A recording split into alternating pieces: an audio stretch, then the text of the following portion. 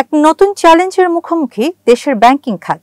বাংলাদেশ ব্যাংকের সর্বশেষ অর্থনৈতিক সূচক অনুযায়ী বিদেশি মুদ্রার রিজার্ভ, রেমিটেন্স, রফতানি ও ট্যাক্স আদায় সহ বেশ কিছু খাতে ইতিবাচক প্রবৃদ্ধি দেখা গেলেও ব্যাংকিং খাতে শ্রেণীকৃত ঋণ, শিল্প ঋণ ও আমদানি ব্যয়ের চাপে সামগ্রিক অর্থনীতি এক জটিল পরিস্থিতিতে দাঁড়িয়েছে। একদিকে আশা দেখাচ্ছে রেমিটেন্স ও রপ্তানি খাত। 2024-25 অর্থ বছরে রেমিটেন্স এসেছে $30.32 বিলিয়ন, যা আগের বছরের তুলনায় প্রায় 27% বেশি। চলতি অর্থ বছরের প্রথম 2 মাসেই প্রবৃদ্ধি হয়েছে 18.4%। রপ্তানিও বাড়ছে ধারাবাহিকভাবে। 2025 অর্থ বছরের প্রবৃদ্ধি দাঁড়িয়েছে 7.72%। মোট আয় প্রায় $44 বিলিয়ন। শুধু জুলাই মাসেই রফতানি বেড়েছে 27%-এরও বেশি।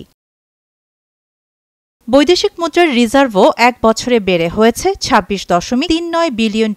পাশাপাশি পুঁজিবাজারেও ফিরছে আস্থা। গত 3 মাসে ডিএসসি সূচক বেড়েছে 7.66% আর সিএসসি সূচক বেড়েছে 6.20%। তবে ইতিবাচক এই চিত্রের আড়ালে ব্যাংক খাতে বড় উদ্বেগ। মার্চ 2025-এ খেলাপি ঋণের হার ছিল 24%-এর বেশি। বিশেষজ্ঞদের ধারণা, সেপ্টেম্বরের হিসাব করলে তা 40-50% পর্যন্ত ছুঁতে পারে। এছাড়া সরকারি ঋণ নির্ভরতা বাড়ছে আর সঞ্চয়পত্রের নেট বিক্রি ঋণাত্মক হওয়ায় রাজস্ব ঘাটতির আশঙ্কা স্পষ্ট। অন্যদিকে মুদ্রাস্ফীতি এখনো 2 অঙ্কে। জুলাই অর্থবছর 26-এ সাধারণ মূল্যস্ফীতি দাঁড়িয়েছে 12.28%। এতে বিনিয়োগ পরিবেশেও চাপ বাড়ে।